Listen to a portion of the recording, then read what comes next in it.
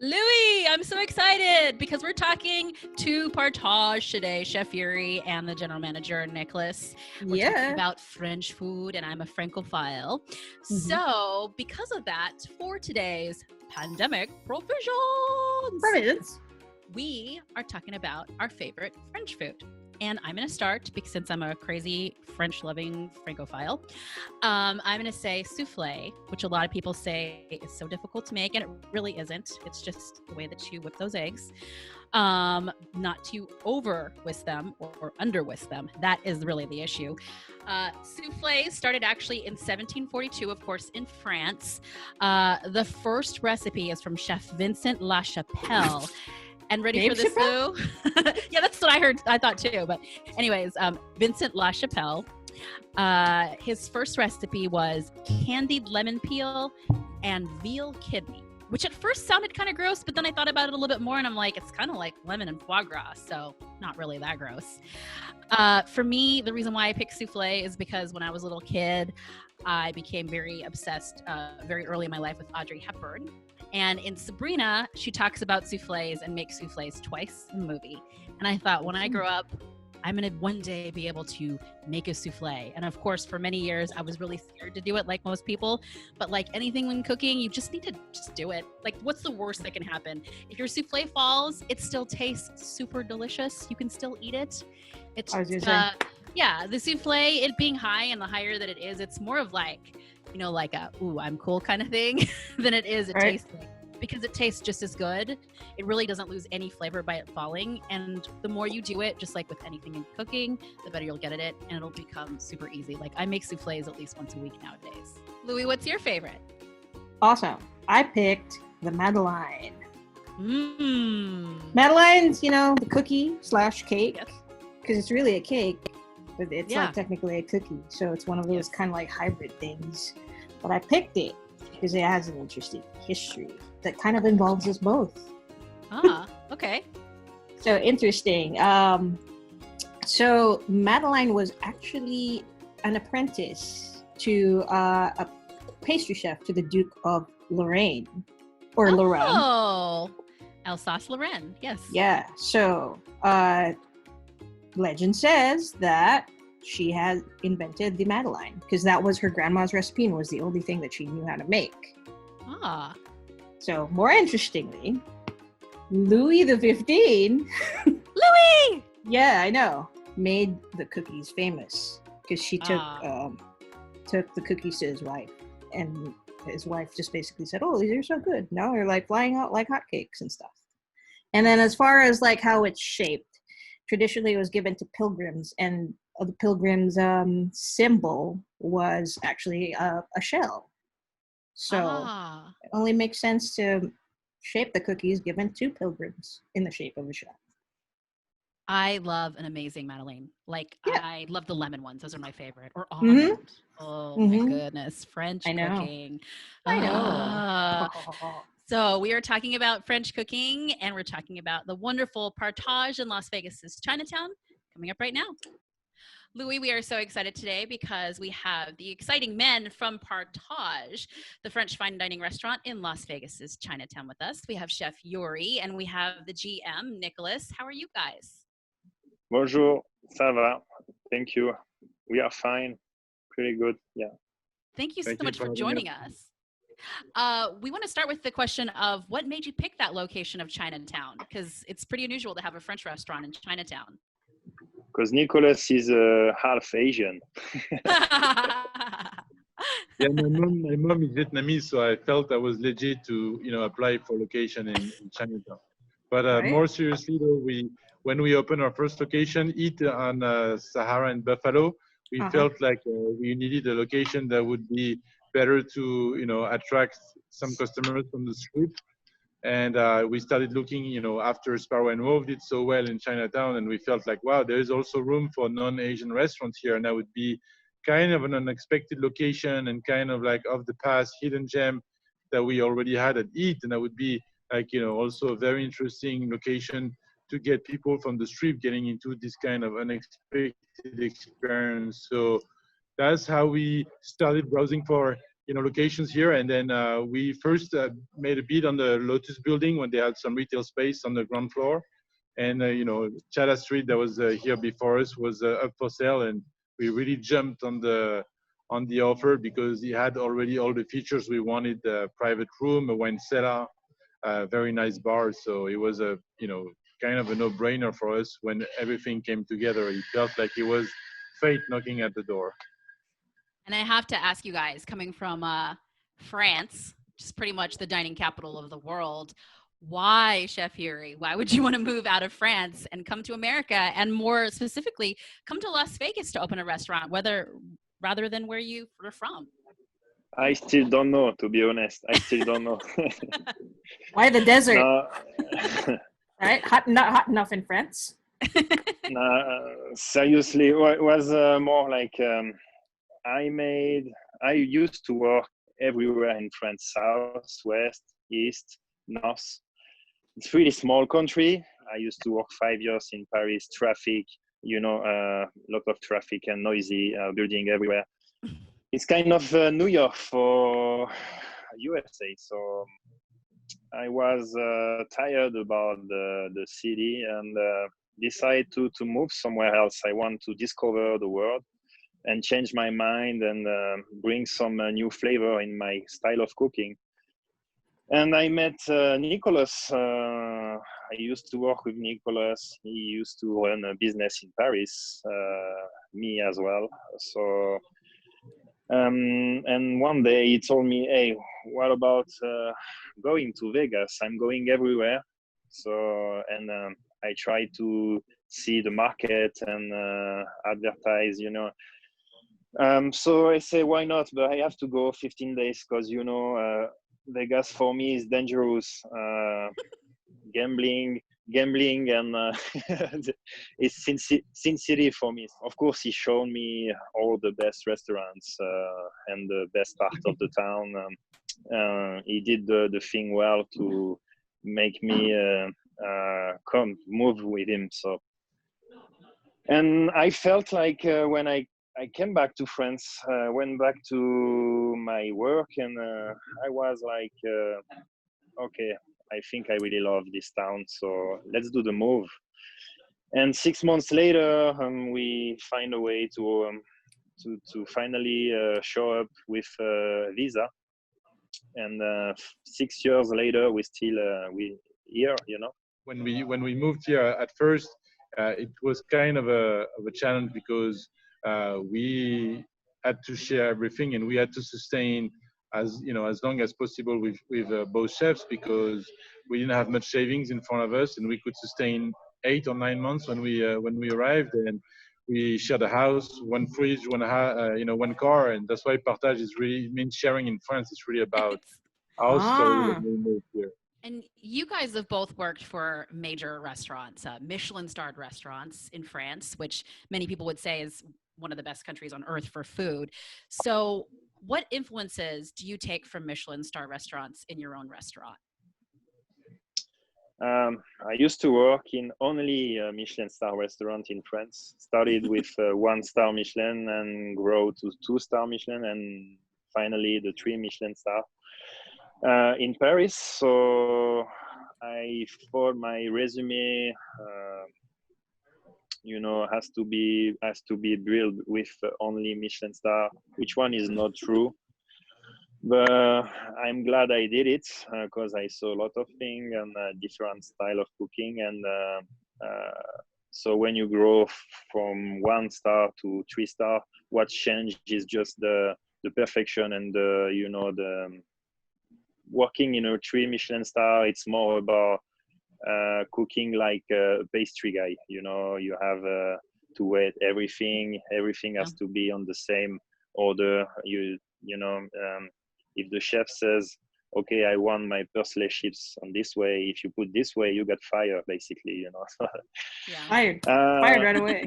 The new generation is a different mindset, so I had to bring some skills and change and adapt a little bit the style of cooking for America. Are any of you disappointed that Michelin does not come to Vegas to rate restaurants? Of course, everybody wants a star. The ones say, no, I don't want a star, he's a liar, you know. Yeah.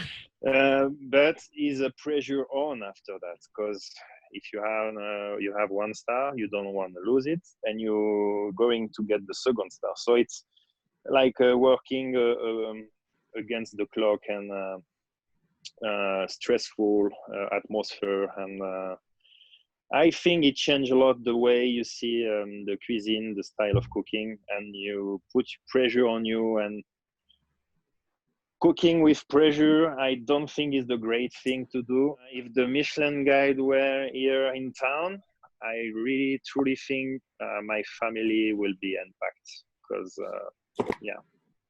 Good answer. So Very good answer. So I'm glad they are not here. I want to ask you this too, Nicolas, because you know, you're an entrepreneur, you're a general manager of a fine dining restaurant. What do you bring from France, you know, and that idea of things being, you know, just at a higher level, as you bring that to Vegas, you know, what kind of skills and like experience do you take to Partage? You know, we try to bring a lot of knowledge and passion about the wine, because we only sell French wine, and not because we are trying to be pretentious, but it's the wine that we know and we grew up with and we've been educated with. So that would, you know, for us, it actually made way more sense to have only French wine, to be completely authentic to the story we wanted to tell at Partage. So we try to bring and to share with our staff, like, you know, this quest for perfection, the attention to details, the attention for sharing and educate our guests as well about the origin, and, you know, the love from the producer when they grow their wine and their grapes, and, you know, they decide, you know, they taste several samples from their vineyard before deciding when they're going to harvest the grapes. And we try to share, you know, those story about that actually makes us authentic. So that's why we have a good blend of, like, you know, French native servers, and also some French, you know, non-native or people who actually speak French. But I would say, like, the thing I'm, you know, mostly proud of is this quest for perfection that we brought at Eat and Partage, that allowed to have, like, in 2019, both restaurants listed in a top 100 restaurant in the US from Open Table. That was really something we are really proud of, because first, because we never expected that when we came here, but also because it showed us that this quest for perfection, as you know, can have a great outcome very fast. So, you know, it was everything that we tried to bring from France, and we had to adapt here, as Chef said, like, you know, in terms of conveying the message, motivating our staff, correcting our staff. It was a very good experience for us, human experience, to bring our knowledge, but twist them to adapt them so that they can be conveyed the way it needs to be conveyed here. Chef Yuri, speaking of the quest for perfection, you were recently, this is really awesome, you recently became a master chef of France. You're joining the ranks of Eric Ripert, Daniel Boulud. What does that mean to you? That's quite an achievement. Yeah, it's really an achievement. I'm pretty proud, and I'm thankful for my godfathers. And I am glad and you know, really proud to represent French cuisine in United States. Chef Yuri, you make us look good too, because you're putting Las Vegas on the map as well. So that's very awesome. We're proud of you. Yeah. We'd like to ask you a little bit about the steps you've taken during the pandemic, because we noticed right away when you guys put out that awesome video of the steps that you're taking, becoming very proactive about how to keep, you know, your customers safe and make people feel comfortable during this time. Maybe you can talk a little bit, Nicolas, about the steps that you've taken and how you came up with the ideas, because some of your ideas were actually quite innovative. So, you know, it really came down to we took the list from the health department, and I said, like, we're going to do exactly what they asked for, you know, line by line, and making sure that, you know, for everything that we can, try to find a way to do it differently than other people. So, you know, it came to, oh, what do we do at Partage? We do this projection system on the private dining room. So let's try to project the menu on the walls as well, to avoid having, you know, like wasting paper, but as well, you know, try to avoid, you know, paper menus. And then the QR code was actually something that we came up with, because we saw, you know, all of our guests popping their phone up, you know, out of their pocket anyway when they would come in. So I said, like, you know, let's at least try them to see the menu. And then it became very easier for us as well, because our menu changed, you know, so often that, you know, it was always printing new menus, and for here we could just change it on the computer. So that was really great too. The mask and you know, and the gloves, it was, you know, obviously something that we had to, but we wanted to, you know, use that, like, you know, in style. So we got the black gloves to go. All of our servers and cooks are dressed in black, so that goes very well, you know, like to really stay in safe, but in style as well. And for the mask, it came naturally as well, because the chefs are all in black with the black hats and black chef's hats, and we wanted to have everybody look the same, so that people can actually feel, okay, I know that, you know, I can easily recognize a member of staff, and I can easily recognize what they are going to do for us. And we took extra step as well to sanitize every hour, you know, like high touch surfaces. And also we installed like 4 contactless hand sanitizers everywhere it made sense. So we kind of did like try to simulate the guests pass along the restaurant, so that we make sure that every time they would be you know, able to touch a handle, then they would have immediately right away like something to sanitize. So it really came like, you know, like that, analyzing the path of each guest and making sure that every step they would take towards any direction in a restaurant, they would feel safe. All right, I have to ask you guys, for each of you, and let's go ahead and go with Chef Yuri first. If there's one thing that people need to eat at Partage, what is the one thing? You have one choice for them to eat. Choice. I would say the duck pithiviers. A huge portion of duck, foie gras, buttering cabbage, bacon, layered, you know, different layered, and baked in a puff pastry dough. So you have all the flavor melting together, and so basically the foie gras is on the top, so it's melting when it's cooking on the meat. Ooh. And the fat from foie gras and the fat from the meat, the duck, is melting on the cabbage. Everything wrapped in a puff pastry dough. You know, it's golden, it's beautiful color. It's shareable for 2 to 4 people. The taste is amazing, the looking is amazing, and Pithiviers is the name of a little town, under Paris. So you have thousand and thousand ways to cook the pithiviers, but I would say mine is not bad. You should come try it. We will. Very, very decadent. I can't wait to try it. Right. Nicolas, what's the one for you? You can pick one thing at Partage to have. Well, you already talked about the food, so I think, you know, for me, I would love to highlight one of the wine I really like and that we picked here. Awesome. At Partage, because it is, you know, the champagne that we carry from Laurent Perrier. My family worked for 3 generations for this champagne brand on my mother's side. So when I grew up, I spent my first Easter celebrating in the little town in Champagne where the estate from Laurent Perrier is. So when I found out it was finally available here in Vegas, I was so happy and proud to carry the Brut and the Rosé on the menu. And, you know, I send the pictures to all my family in France and say, hey, I brought a little bit of, you know, our history here in Las Vegas. So I'm really proud that we carry those 2 champagnes. I love that. Very awesome. I have to ask you as a follow-up, Nicolas, does it bother you at all that a lot of Americans here will call any sparkling wine champagne? You know, it's funny because I was talking about that not too long ago, and you know, for us it was like kind of a very snobby thing. Like, I first tasted a crémant, so basically a sparkling that is not champagne, like 4 years ago. because I grew up, so, despising my family was despising the crémence. They're like, don't try that. So it's it's really like entertaining for us to explain, and that's part of the experience to educate, as well. That's why some are called champagne, and why they are allowed to be called champagne, and why the other ones cannot be called. So it's fun, and we try to turn it into fitting into the experience of educating and sharing what we brought here. I love that. We need that education here. Right. Okay, Awesome. So we're going to move on to show and tell. And is it going to be Chef Yuri today that has something to show and tell with us? Any plate I played with this, I use all the time. It stayed with me in my central pockets. What I want to show you this is simple, is a tweezer, but it's to show you the detail we want to put in the plate. So when you set the plates with the tweezer, it's pay attention to the details. Any flour or any chips or any small detail you want to bring up in to show to people in the plates, I take the tweezer. I have many tools I use every day, but this is my main. This is my gunshot now.